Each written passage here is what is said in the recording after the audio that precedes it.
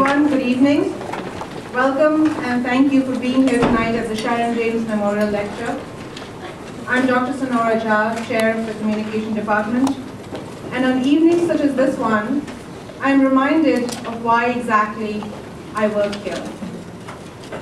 You are all here today to celebrate and engage with Professor Gary Atkins as he talks about his new book, Imagining Gay Paradise, Bali, Bangkok, and Cyber Singapore.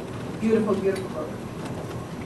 I get to come in to work every day knowing that in an office not too far from my own, this kind of path-breaking work is taking shape. So tonight is a special celebration of what it means to be in an academic community such as this one, in a department such as this one, where in a single week we have had 2 books launched with major academic presses. Those of you that were here on Tuesday night heard of the other book by Professor Chris Paul, titled World Play and the Discourse of Video Games. Gary and Chris, I am proud to be your colleague. A book that is titled Imagining Gay Paradise is really a step in the direction of creating a world of some sort of equity. As it says on the jacket here, the book contributes to our understanding of the important role that gender issues can play in national politics. It's also important to note that tonight's event here at Seattle University coincidentally takes place with this afternoon's rally organized on campus by the Diversity, Equity, and Education Program of the Office of Multicultural Affairs, highlighting the need for more inclusive LGBTQ resources on campus. Gary's work will take us across the world to Asia, but we are glad that at least some of this writing happens here on our campus and on Capitol Hill. A quick word about the nature of today's event. As you know, Dr. Mara Edelman began the academic salons here at Seattle University, events designed to provide a collegial environment to engage speakers and audiences on the topic of the day, to prompt provocative, insightful conversation. In this spirit, we invite you to think of this room as an extension of your living room, to get up and eat and drink. The restrooms are down the hall and outside, and we ask that you turn off your cell phones. You may eventually tweet about this though. Hashtag Gary Atkins. We'd like to give a huge word of thanks to the students who helped put together tonight's event. Ella Seidler and Victoria Zinsley. They're running around there with that. And thanks to you all for coming. I'd now like to invite Dr. Mara Edelman to speak a little bit about what the Sharon James Memorial Lecture Series means to us. Mara.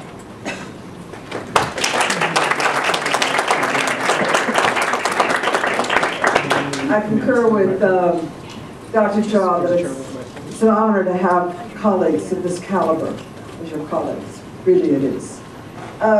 Gary got this amazing, it's very auspicious, fortune for this evening.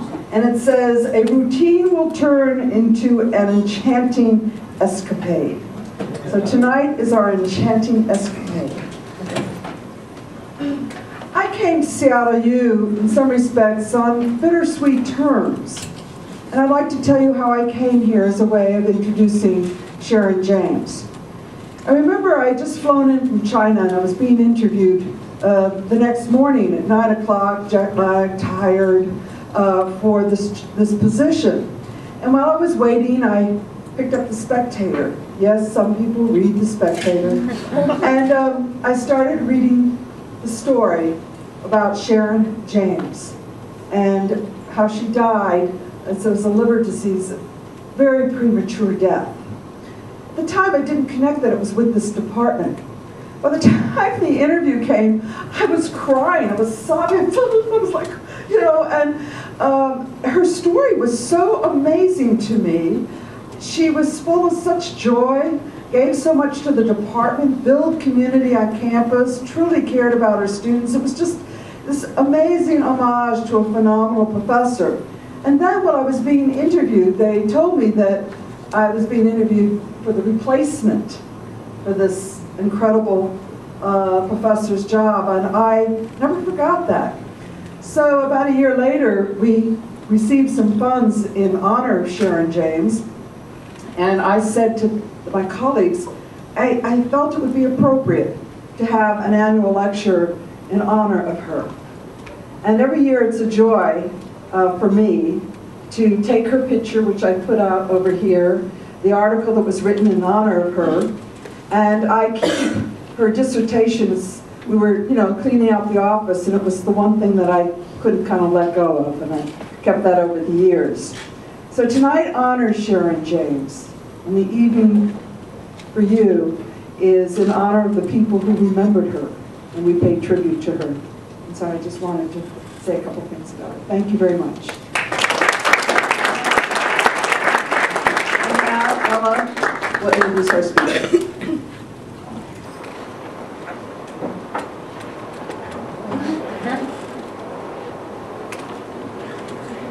Good evening. I'm Ella Seisler, and I have the pleasure of introducing Seattle University's Professor Gary Atkins. Professor Atkins has had a long career in both journalism and in academia. He specializes in courses on women and gender studies, communication law, and literary journalism. He began teaching at Seattle University in 1978 and was the department chair for 17 years. Tonight, we are celebrating Imagining Gay Paradise, Bali, Bangkok, and Cyber Singapore, his 10-year magnum opus just published by the University of Hong Kong Press. Undoubtedly, Imagining Gay Paradise will gain as much attention, if not more, than Professor Atkins' Gay Seattle, Stories of Exile and Belonging. Gay Seattle was published by the University of Washington Press, received the 2004 Washington State Book Award, the 2004 National Jesuit Book Award, and in 2004, Atkins received Seattle University College of Arts and Sciences Outstanding Scholarship Award. Professor Atkins was a freelance writer ahead of his time.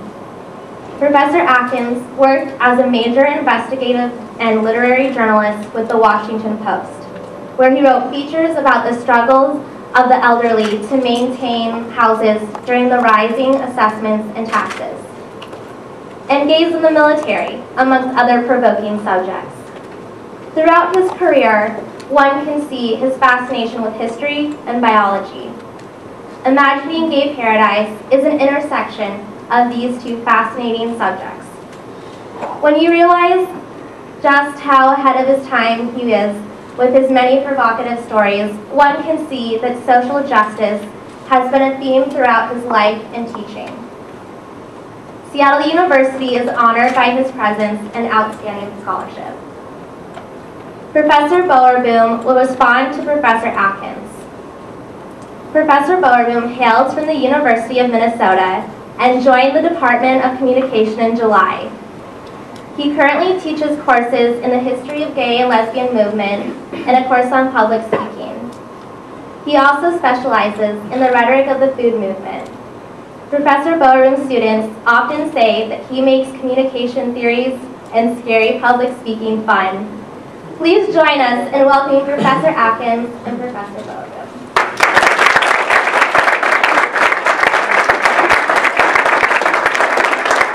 Thank you. That's quite some introduction, and somebody's done a lot of research on that because I didn't tell you that. Thanks, and thanks to everyone for coming out on such a wonderful night. It's always hard to be a speaker in Seattle on an evening like this. I want to also thank the Asian Studies program for sponsoring this, and the International Student Center, as well as, of course, my colleagues in the Communications Department. And always another really round of applause for Mar, who organizes this, and all the wonderful students. I mean, this is really amazing.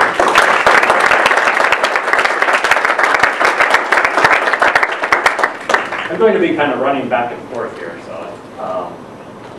and I should warn you, first off, this is a little bit of a blended rhetorical situation, and so I feel a little intimidated with Dr. Sam sitting over there. On the one hand, it's a book reading, which is one of those cozy little affairs, usually at a little place with couches and so forth.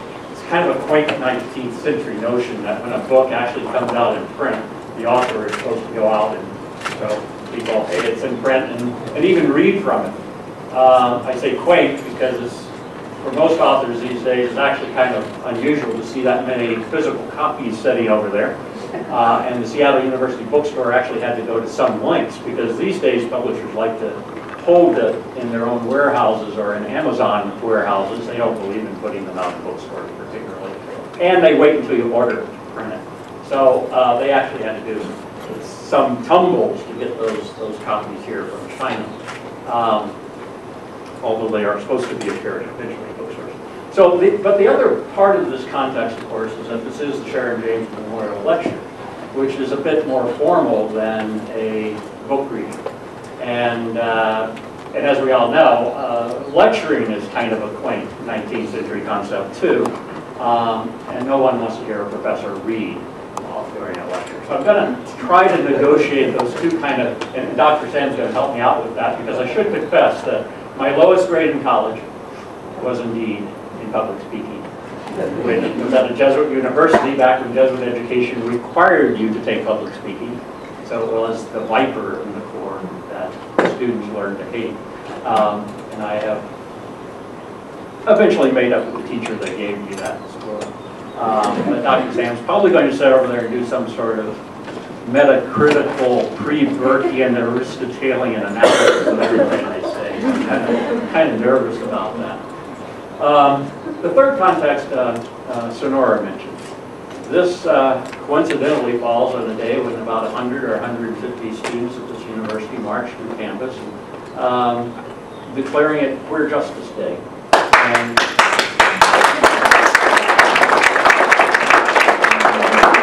that's unusual. I'm not sure it's the first time, but it certainly hasn't happened lately. And of course, those students are hurt by some comments that were made here on campus a few weeks ago, or made to a newspaper, I should say, by Father Sundberg. And students are concerned about some things that are happening in the Seattle Archdiocese with regard to the use of Catholic churches. So we'll probably touch on that tonight. I think it would be hard not to do that. So I'm going to be trying to weave these things together a little bit. Narrative journals, by the way, which is what I am, tend to meander. So I'm going to take you on a little bit of meander. That's what we do. That's what narrative journalism is. You kind of go here and here and here, and suddenly you find out that there's a connection between all these different things. Where I actually want to start is toward the end of the book, with a video from the senior prime minister, Lee Kuan Yew, senior prime minister of Singapore. He pretty much created that nation. There have only been 3 prime ministers there. His son is now prime minister. And the setting is that Lee Kuan Yew, in April 2007, has gone to a place called St. James Power Station, built in the early 1900s, about the time another one of my characters in the book is arriving in Southeast Asia. At the time, St. James Power Station was intended to power manufacturing in Singapore. And Singapore now has become a smart paradise, if you will, one of the things the book talks about. But it's also needing to rebrand itself as a friendly paradise, a place to have fun. So St. James Power Station is now a set of disco bars and rock places, and Lee Kuan Yew went there to talk to the youth of Singapore. And one of the topics that came up was about homosexuality. So I just want to play that quick video for you.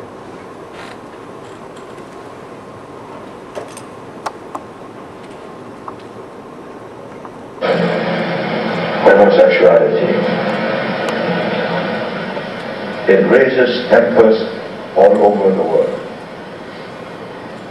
And even in America, if in fact it is true, and I've asked doctors this, that you are genetically born a homosexual, because that's the nature of genetic random transmission of genes. You can't help it. So why should we criminalize it? But there's such a strong inhibition in all societies. Christianity, Islam, even the Hindu, Chinese societies. And we are now confronted with a persisting aberration. But is it an aberration? It's a genetic variation. So what do we do? I think we pragmatically adjust. And that means taking a practical approach to the issue instead of policing homosexuals. And after that interview, you can kind of keep the lights down for a minute. I don't mind being in the dark here. You may or may not be able to read it, so I'll read it to you. After that particular meeting, reporters descended upon Lee Kuan Yew and asked him whether he was prepared to help repeal Singapore's sodomy law, which outlaws not only same-sex sodomy, but heterosexual sodomy too at that point. And so I'll just read this quickly. That night and the next day, his comments appeared in news stories not only in Singapore, but also across the world. Had he meant that the Smart Paradise criminal sodomy law that prohibited homosexual acts? And then a Reuters news service reporter finally asked him, did we read this correctly? Just scroll down here for you. Did we read this correctly? You saying that we should decriminalize homosexuality eventually? Mr. Lee responds, eventually. I would say that if this is the way the world is going, and Singapore is part of that interconnected world, and I think it is, then I see no option for Singapore. Notice the phrasing, it's not real supportive. It's just, I see no option for Singapore, but to be part of it. They tell me, and anyway, it is probably half true, that homosexuals are creative writers and dancers, etc. And there is some biblical evidence of that.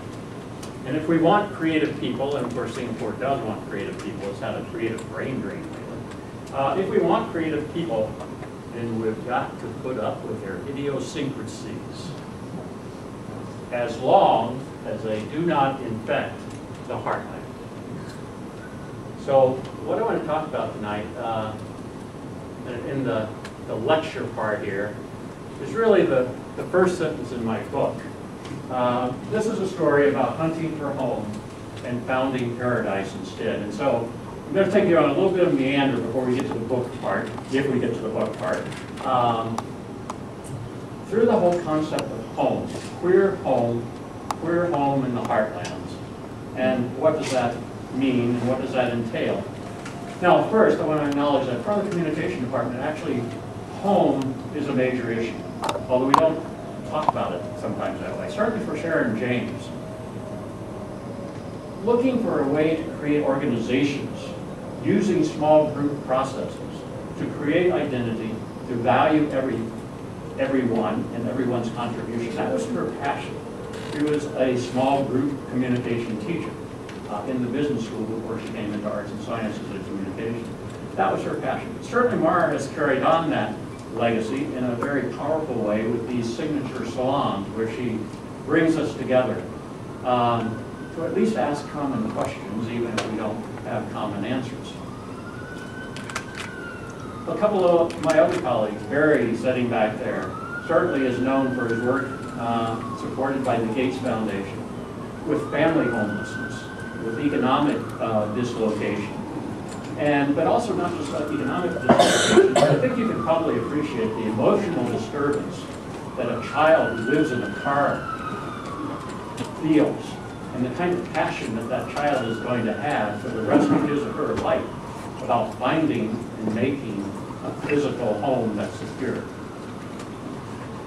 Dr. Malius asked what to me is a very interesting question. He's looking at how do international students who go abroad come back and re-enter home, their homeland, if you will.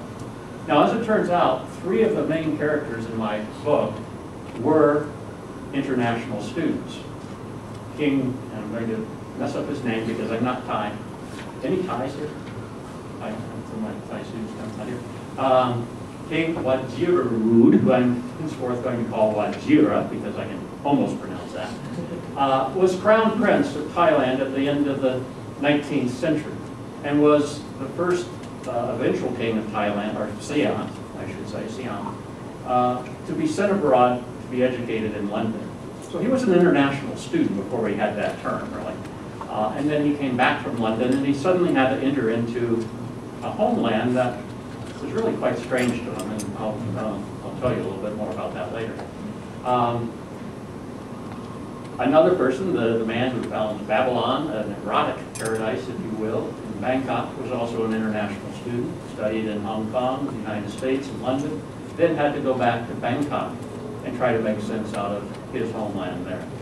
And the last person, Stuart Koo, who founded one of the largest queer internet services in Southeast Asia, Friday.com, also was an international student in the United States, and then went back and had to try to make sense out of what you just saw and working in a homeland like that.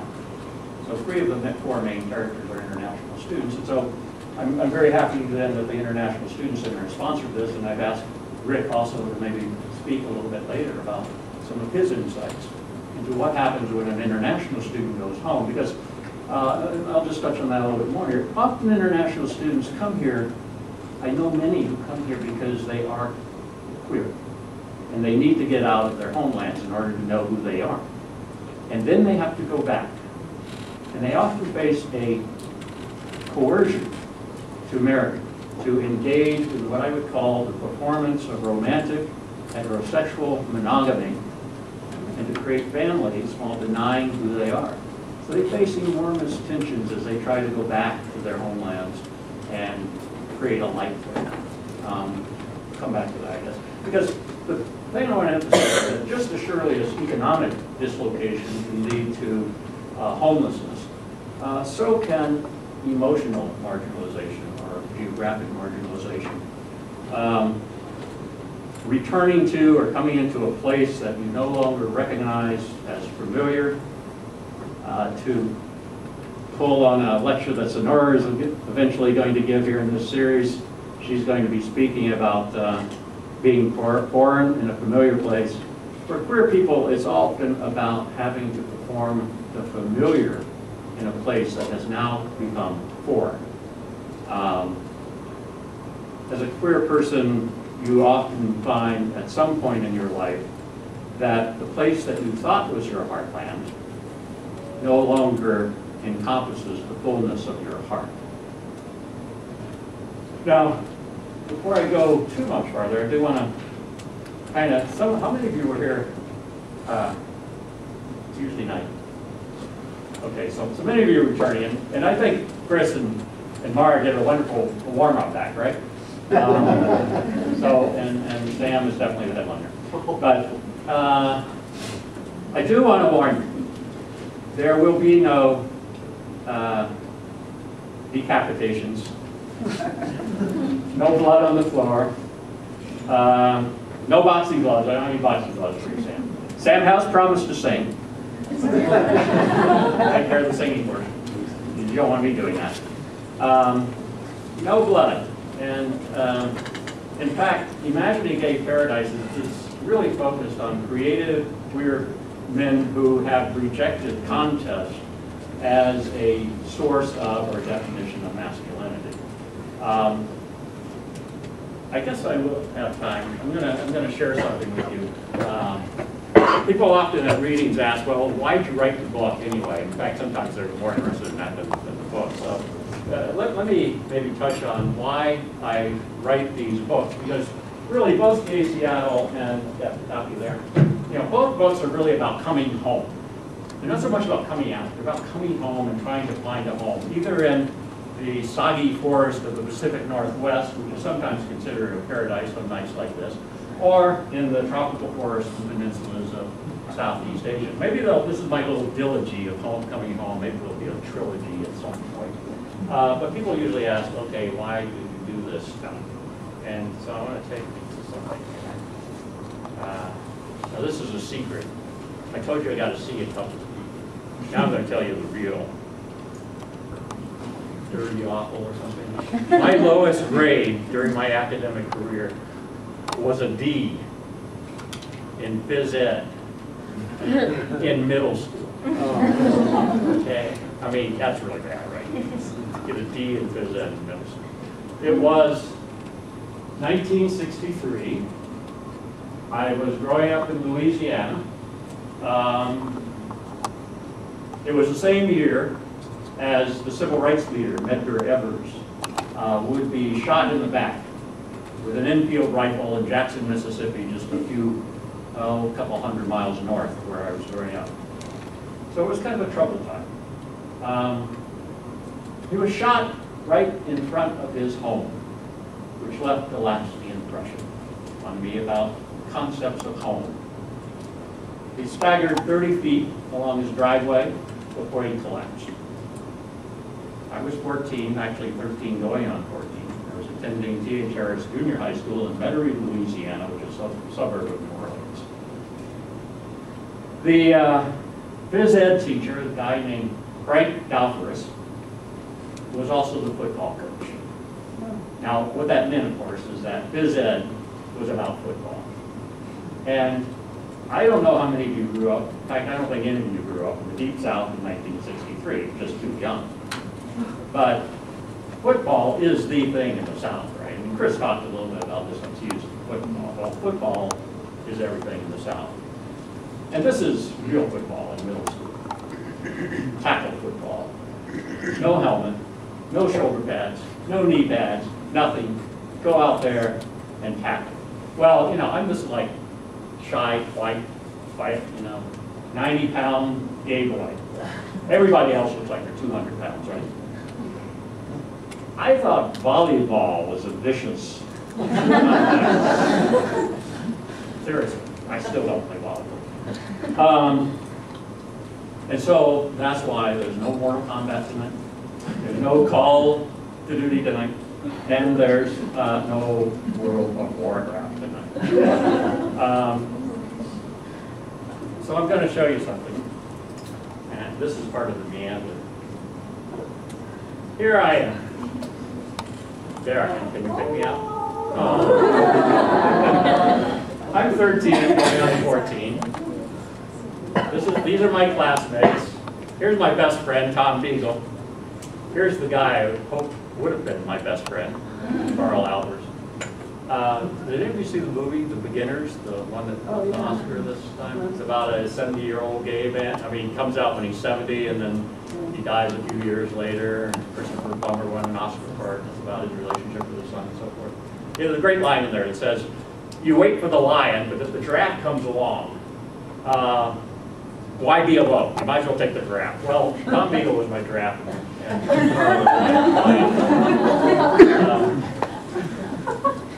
Now, actually, I just need my beagle in. You can hit the lights for a minute. Here's my yearbook. 1963. 13, the year Medgar Evers is killed. He's killed a few weeks, well, actually probably just a few days after I get this yearbook at the end of school. I want to just share, if I can, some of what my classmates wrote, almost 50 years ago. To a real brain. To the quietest guy I know. You know why I got a seat. To a real nice guy, quiet too. To a real sweet guy. To a nice boy. To Gary, so quiet. You can imagine why I got a seat in public speaking. To a real brain, but that had to be qualified. And a good guy too. Now, you didn't grow up in '63 in the Deep South, but that's code. That's code for, you're so gay. I mean, think about it. I'm supposed to be tackling people out there in football, and they're calling me a nice, quiet guy who's really sweet. So they didn't mean any harm by that. I don't feel bullied, okay? But these were my friends. Here's the Cameron twins, Janet and Lynn. They were kind of weird. They were like, I think they had red hair. I don't remember. They were geeks before you were supposed to be geeks. Especially since we were all in the same class together. Here's what Janet wrote in the back of my book. Everybody see that? That's what Janet wrote in the back. Now, it's scratched out because I didn't want my parents to see it. I don't remember what it says, but I can make out one big word down here, which is sweet. You're a sweet boy. I wrote the names of my male friends all around it because I just didn't want anybody to see that. But they were friends. They were cool. They were girls, right? I mean, they were girls. I don't mean that. I'm 8th grade. I'm gay. They're girls. Now here is Mike Hartzell, cutest boy in the class. I think you would agree with me, wouldn't you?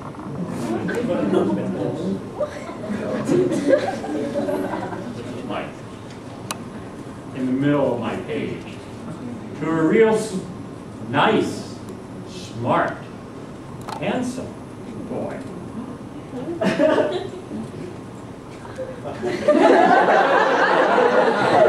had the same reaction. Exactly. This was Bridget. All the kids wanted Bridget, but I wanted the one above her. So why do I write this? Well, here's Frank. Here's Coach Frank. He was actually kind of a nice guy.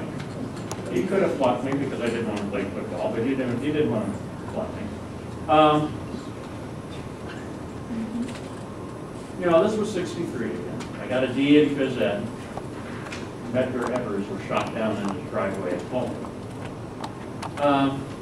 You know, Coach Dalfres just told me, well, if you don't want to play football, you have to sit-ups and push-ups, and I'll give you a D. So I was actually grateful to get off that easy. Here's what I wrote in my yearbook that year. Gary Atkins belongs to this book. Think about that for a minute. Gary Atkins belongs to this book. I think this is, at some level, I do. Okay, this is it. This is the start of a hunt for a new home. I had Mike Hartzell's endorsement. I had the other comments. This is where it begins. I hadn't really voiced it yet. But when I look back over my life, I always remember that in this year is when they taught all of us to sing that song from Sound of Music, you know, climb every mountain. This is where you're supposed to sing, Sam. Climb every mountain, ford every stream, follow every rainbow until you find your dream. So I was queer. I was in 8th grade. And Medgar Evers died before I was in 9th grade.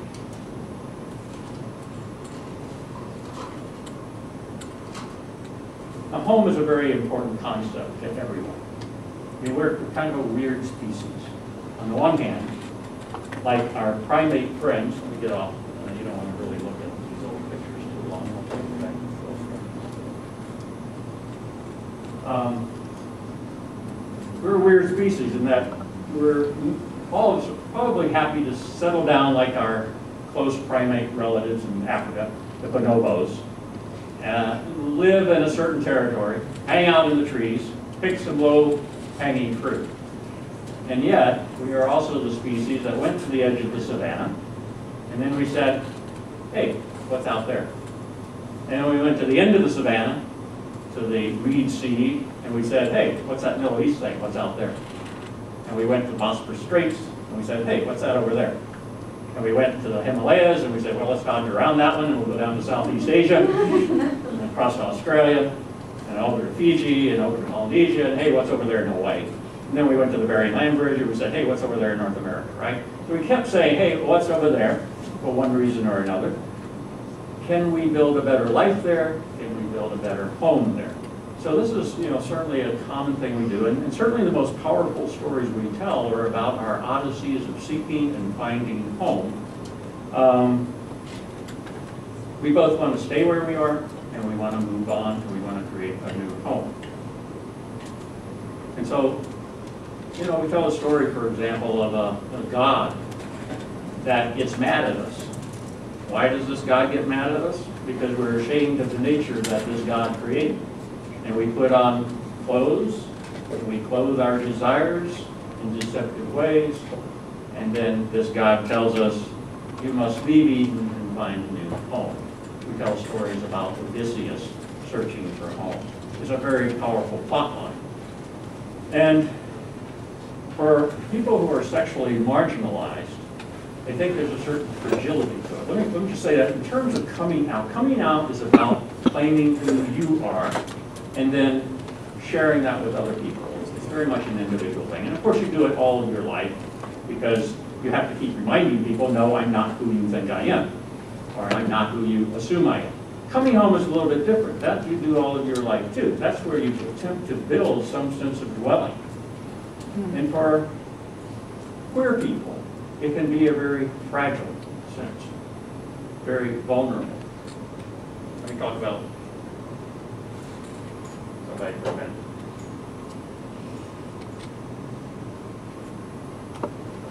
Some of you may know, it's a little small here, Rafael Morales. Anybody heard of Rafael Morales? No. Rafael Morales, until a few weeks ago, attended Kashmir Middle School, which is about as heartland as you can get. It's about 30 minutes west of Wenatchee, apple growing country. 14 years old, same age I was. And I, like Mike Hartzell, when Medgar Evers was shot dead. On a snowy Sunday morning a few weeks ago, Rafael left the little cabin that he and his single mom lived in. He also has two younger brothers. And he told them that he was going out to play with the family dog, Kiko. Now, Rafael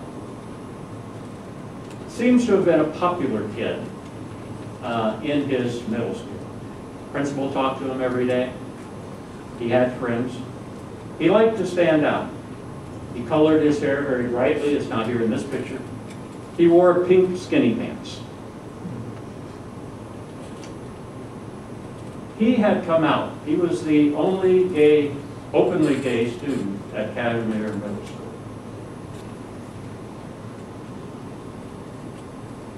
About an hour after Rafael, or Rafa as he's called, left home, his brother went to look for him. And he found him hanging from an irrigation bridge in an apple orchard. The sheriff's office decided that it was an ordinary teenage suicide. Didn't ask many questions. And it really wasn't until about a week later at the memorial service that Rafael's friends began to talk. And they mentioned how he had been shoved into the lockers during phys ed. And they mentioned how a Facebook page had been posted so that another student could make rude comments about him. It wasn't extreme bullying. It was a little bit of bullying. And my point is not really about bullying. It's more about what was missing. He had come out, but he had not yet come home. He had not yet been able to find that place of inclusion. There are all sorts of questions now about, well, was the school enforcing its bullying policy? That to me is a little bit, it's relevant, but it's not really the real question. The real question is, was the school teaching him about the saga of being queer? Was it teaching him about the story of having a people, of having multiple generations? Was it providing the resources? Was it doing the things that there's a line of signs out there by the fountain right now that the queer students at Seattle University are asking for? They're not saying anything about bullying. They're asking for these other things. Gender studies courses, queer studies courses, a space to meet. The kinds of things that actually make a home up. Because bullying is not always, you know, the fragility of home is not always about meeting the violent kind of language. I'm actually going to read somebody else's book, if you can hit the lights real quick. There's a book called Insult and the Making of the Gay Self, and I just want to read a little bit of it to you. It all begins with an insult. The insult that any gay man or lesbian can here at any moment of his or her life, the sign of his or her social and psychological vulnerability. Faggot, dyke, these are not merely words shouted in passing. They are verbal aggressions that stay in the mind. They are traumatic events experienced more or less violently at the moment they happen, but that stay in memory and in the body. I emphasize that, in the body, for fear, awkwardness, and shame are bodily attitudes produced by a hostile exterior world. To be insulted is to be branded on the shoulder by a red-hot iron. And then he quotes another French author, this is by Didier Herbion. What a revelation it is to be insulted, to be scorned in public. We become familiar with certain words that up to that point had only been heard in classical tragedies. We are no longer what we thought ourselves to be. We are no longer the person we knew, but the one others think they know, the one others take to be this or that. At first we pretend it's not true, that this is only a mask, a costume for a play. We can take it off. But no, these garments adhere so tightly that they have already become your face, your flesh. To take them off would be to rend your own being. And then he tells a little story. Jean-Paul Sartre once wrote this about Jean Genet, a French poet and novelist. It is as if a page of a book suddenly became conscious and felt itself being read aloud without being able to read itself. As if being read aloud without being able to read itself. Now, how many of you saw the movie The Help? Okay, so many of you. Okay, just scroll down to that here. I've got some words here. Go down to the picture. Yeah. So there's the Sartre quote.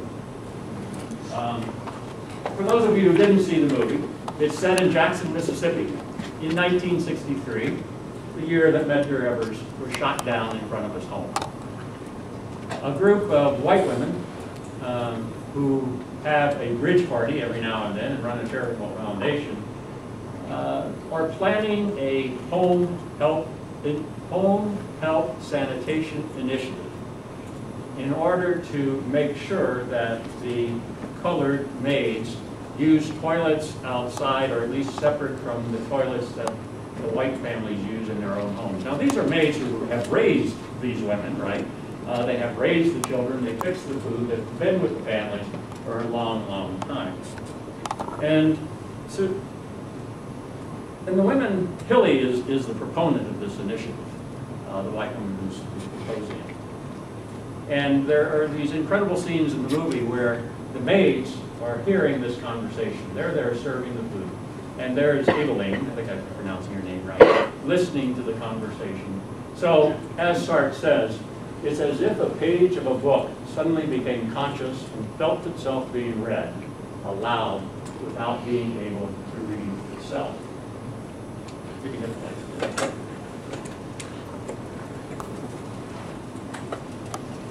I think that's an experience that queer people often have, and that kind of denial of your own voice is really part of the homelessness, part of the fragility of home.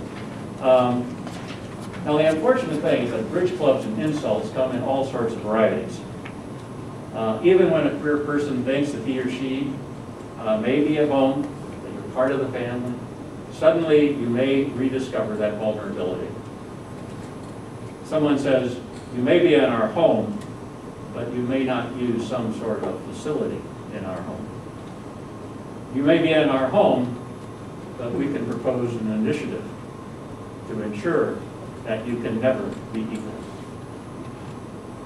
You can work here, you can perform all sorts of service here, you can cook food, you can clean the house, you can take care of our children, but you cannot remind us of your own body and of its desires, of its needs, of its loves. Romantic, heterosexual monogamy is the supremacist ideal by which all other relationships will be judged to be inferior. You can come into our home, but you cannot use that chapel. You can come into our home, but you cannot use the chapel in Campion. You can come into our home, but you cannot use the chapel to celebrate your own relationships in the administration.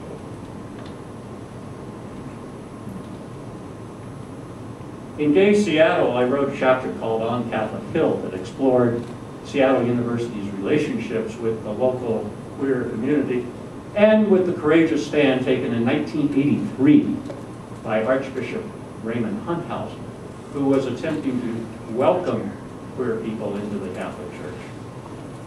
Now, of course, we hear of Archbishop Sartain, who has decided that beginning this Sunday, Catholic churches should be used to gather signatures for a referendum to repeal the Washington state marriage law. To gather signatures, including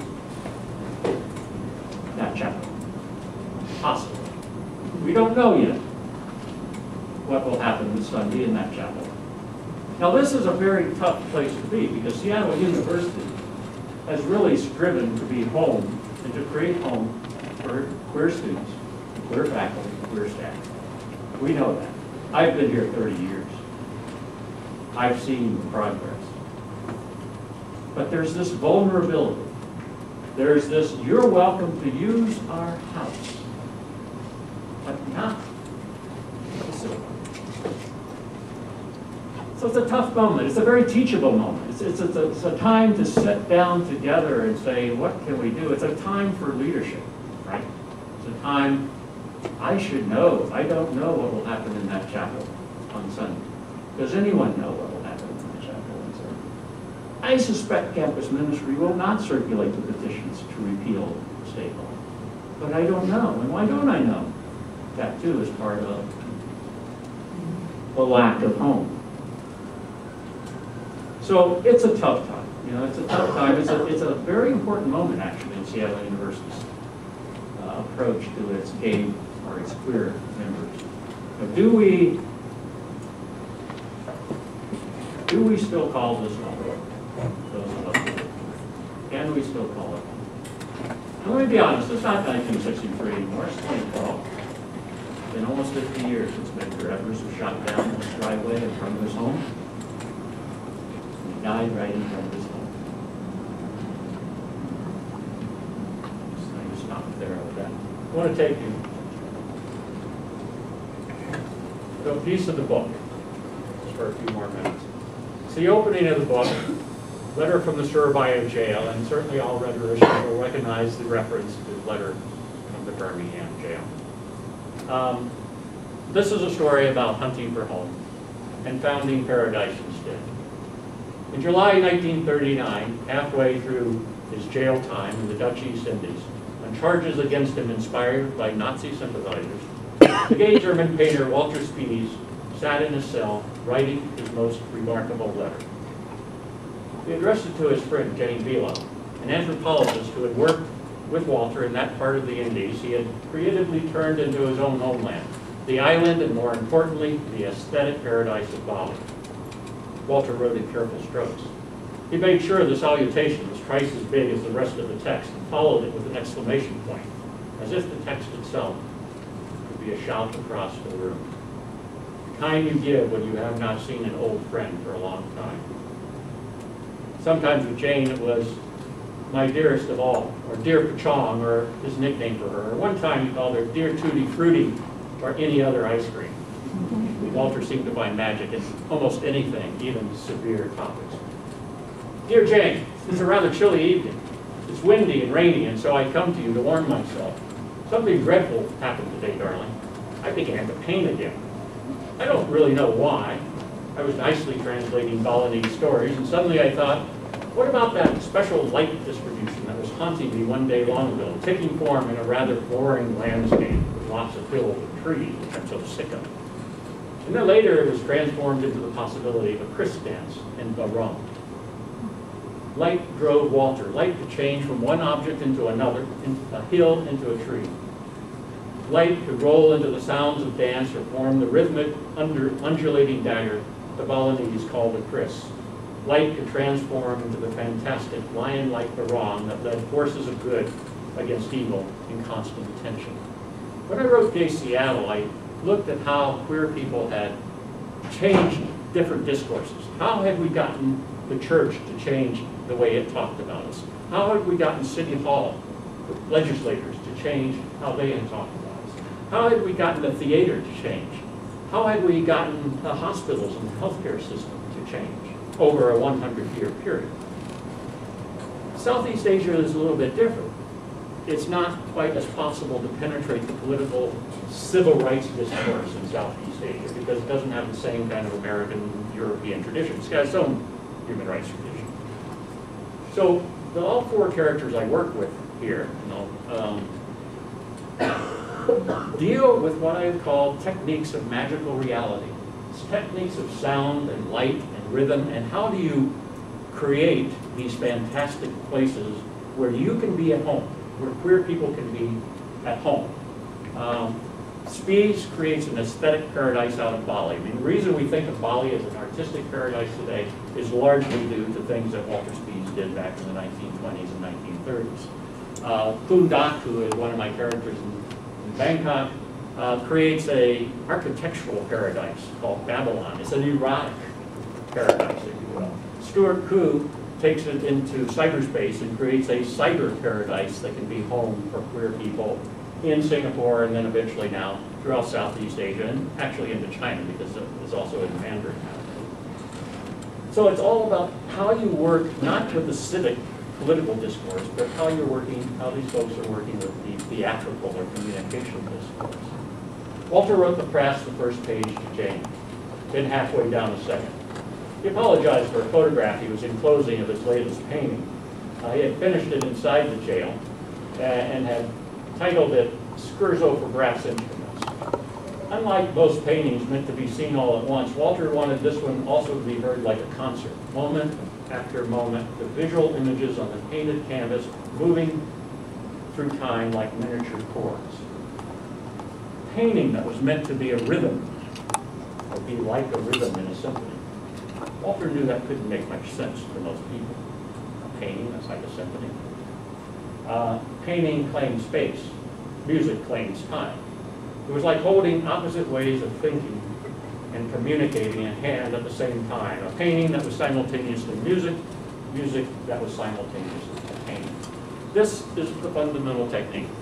If you've studied literature of magical reality, usually we use that term when we talk about literature. Originally it was about art. It's a social technique used often by minorities to create an oppositional narrative that exists simultaneously with the dominant narrative. It's not that you're going to overthrow the dominant narrative. It's that you're going to create another narrative that exists in tension with it, and that penetrates that narrative, and that reshapes that narrative. And so this is what these folks are doing, how they're working with it. It's a little complex. Read the book. You get all sorts of magical reality theory in there if you want it, but you also get some really fascinating characters who are trying to creatively work with magical reality techniques as a social justice technique. He had finished a page and a half. That was good enough for any lazy Dutch censors who might open the letter and read the first few words.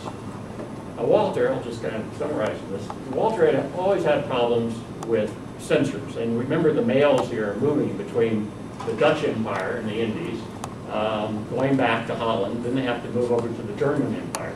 So he's got a series of censors there. And he's quite worried about saying anything that's going to get him thrown in jail. So he's always writing in metaphors.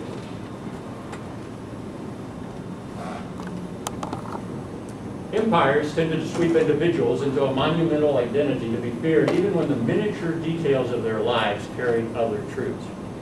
This is one of the main themes of the book. People create these monumental categories, like heterosexuality.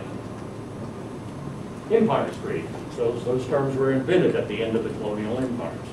Certain gender terms, certain gender understandings invented at the end of the 19th century. Queer people deal in miniaturization.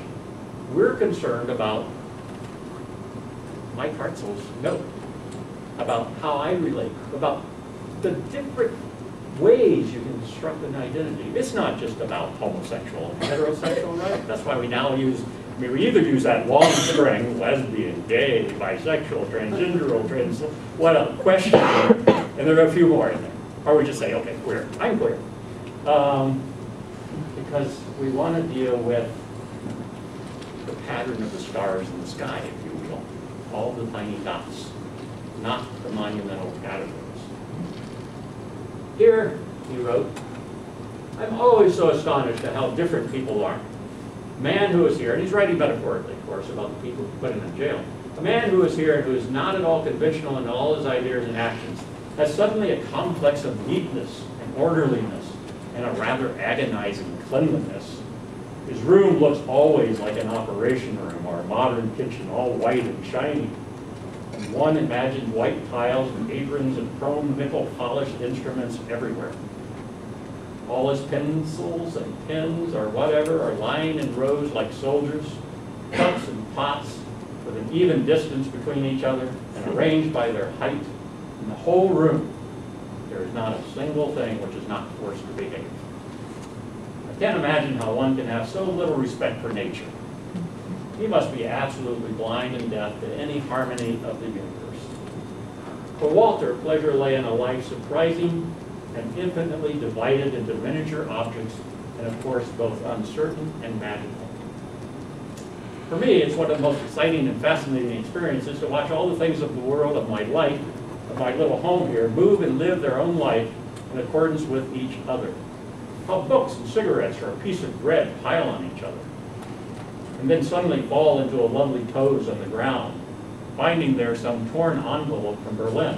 What a joy that must be for them. From there, they can see quite different things from that different perspective. Sometimes a bottle of tomato ketchup, after having performed all kinds of stunts up and down the table, finishes this table life, and with a large leap, flies into the paper basket where it finds herself bedded softly between a torn manuscript or some sketches to a painting. Don't you think that the letters on the bottles are happy to find their brothers and sisters there? It was a very, I said gravity, it was a very weird way of looking at things, emphasizing not the vast difference that might seem to exist between certain monumental categories, mundane cats of bottle, discarded drafts of art, heterosexuality, homosexuality, male, female, but the sibling relationship between the small letters on the bottle and the tiny marks in the manuscripts and sketches. Walter then turned to the role of those like himself who were considered disposable or dangerous. He compares himself to toilet paper. One of the most lovely lives has the role of toilet paper. It stands up and lies down and unrolls, and pieces of it fly off and crumble.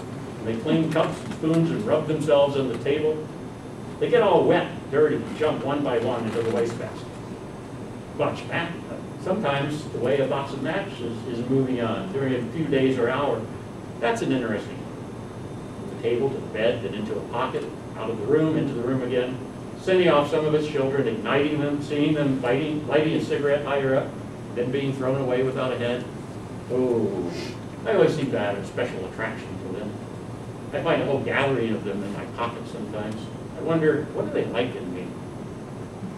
Now, he did concede that sometimes order would win out. There are days when something has to be done to the things. Everything is replaced somewhere. Everything gets a label. Everything's tidily locked away where one thinks they have to be. But the objects were always going to find a way to move. We were always going to find a way to be fluid and redefine ourselves, not be confined by these labels. Already a few hours later, every object can be seen moving again. They don't like to be commanded like that, I'm sure. They don't feel happy where one puts them. They want companionship with other objects, and they know better than we do what distance and what relationship they have to be with other things and with the world they're in. And then he closed with one final reflection about the orderly man. The ones who had put him in jail, there was a massive sort of, it's called a Zeden scandal, a moral scandal, driven by Nazi-inspired newspaper editors in the Dutch East Indies there at the 1930s. And he was swept up in that and accused of breaking the triple supremacy. He didn't believe in romantic, heterosexual monogamy. He believed in non-romantic, non-heterosexual, non-monogamy, the triple taboo, and taboo, interracial and intergenerational. So just kind of throw that in. So there's this massive kind of descent from what I call the triple supremacy. One last paragraph. The wretched orderly man of whom I spoke is afraid to come into my room. He says that he would die if he had to live in such a mess. Isn't that funny?